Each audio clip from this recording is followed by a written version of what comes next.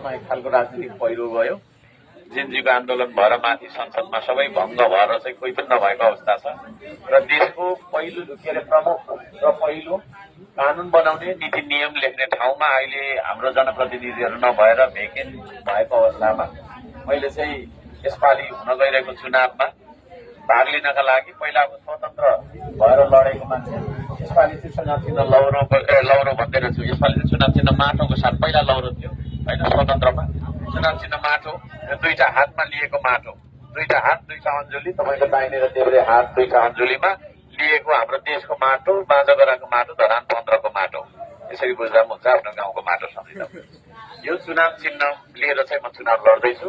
त्यसो भएको कारणले गर्दाखेरि त्यो चुनाव चिन्ह देखाउनका लागि म आएको है। अब फेरि चुनाव चिन्ह देखाउन पनि आएन अनि त्यसले गर्दा भोट त दिनु पर्थ्यो होला, तँलाई भोट पनि दिनौ है भन्ने खालको गुनासो नहोस् भनेर चुनाव चिन्ह माटो देखाउनलाई मात्रै आएको होइन। म आफ्नो परिचय लामो दिइरहन चाहन्न, किनभने म कस्तो मान्छे, मेरो विचार के छ, मैले काम गर्छु गर्दिनँ, म इमान्दार मान्छे हो होइन भन्ने बारेमा तपाईँले मूल्याङ्कन गर्नु। तपाईँको भोट तपाईँको अधिकार, तपाईँको खुसीको कुरा हो। तपाईँलाई लाग्छ अर्को सम्पन्न जस्तो मान्छे त्यो भत्केको देश बनाउनलाई होइन, जलेको देश बनाउनलाई माथि जाओस् र काम गरोस् भन्ने लाग्छ भने यो चिन्हमा भोट हाल्नुहोस्, लाग्दैन भने जबरजस्ती गर्दिनँ। त्यो भोट तपाईँको आफ्नो निजी मामिला हो होइन। तपाईँहरूलाई लाग्छ म जस्तो मान्छे माथि गएर काम गरोस् भन्ने लाग्छ। यदि त्यसो भने यो चुनाव चिन्हमा भोट हालिदिनु होला होइन। यसपालि सुनसरी एकबाट नै म लड्दैछु।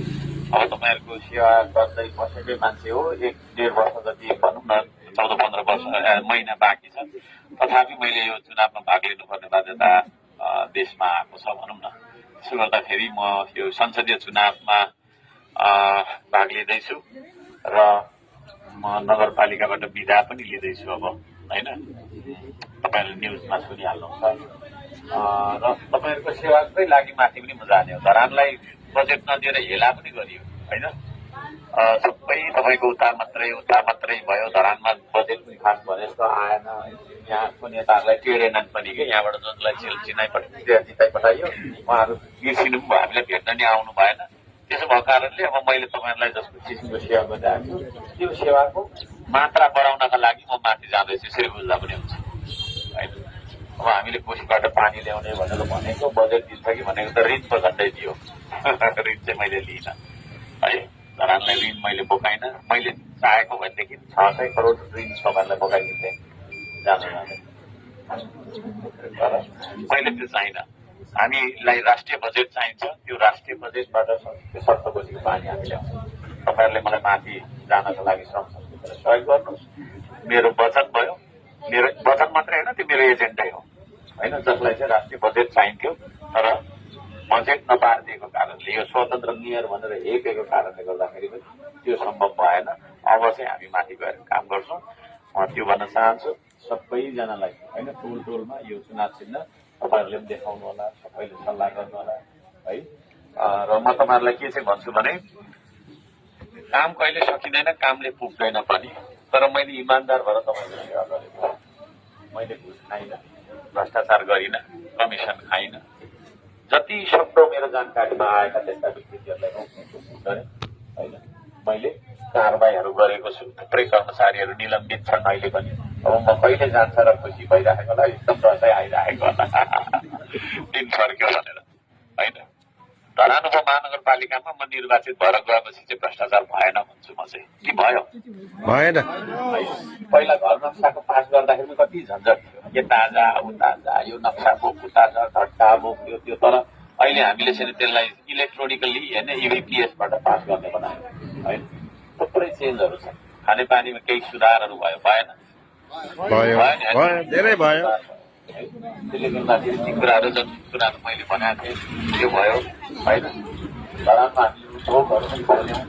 धरानमा 25 वर्ष 30 वर्ष पुरानो ट्र्याक्टरहरूमादेखि मैले तपाईँहरूको लागि 2टा JCB 2टा डोजर किनिदिएको है। मेरो बोजीको पैसाले होइन, तर निर्णय गर्ने ठाउँमा मात्र भनेको हुँदै थियो। एउटा रोलर छ, एउटा मिनी रोलर, एउटा ठुलो रोलर छ, 2टा टिपर छ, एउटा पानीको ट्याङ्कर किनेका छौँ है। ट्र्याक्टर 5-6वटा किनेका छौँ र यसपालि पनि किन्ने भनेर मैले बजेट चाहिँ छुटेर राखेको। अब यो जेएनजीको आन्दोलनले गर्दाखेरि अब 84 मिसन 84 भन्थ्यो, के को मिसन 84 रहेछ। 2 वर्ष अगाडि नै भयो हिँड्नुपर्ने बनायो। हाम्रो रहर थिएन, कसैले पनि रहरले त्यो आन्दोलन निम्ताएको थिएन। तर देशमा त्यस्तै विषम परिस्थिति, राजनीतिक पहिरो भन्छु, जसको कारणले हामीले यो गर्नु बाध्य भएका छौँ। म तपाईँहरूको साथको आशा गर्छु, तपाईँहरूले मलाई साथ दिनुहुन्छ।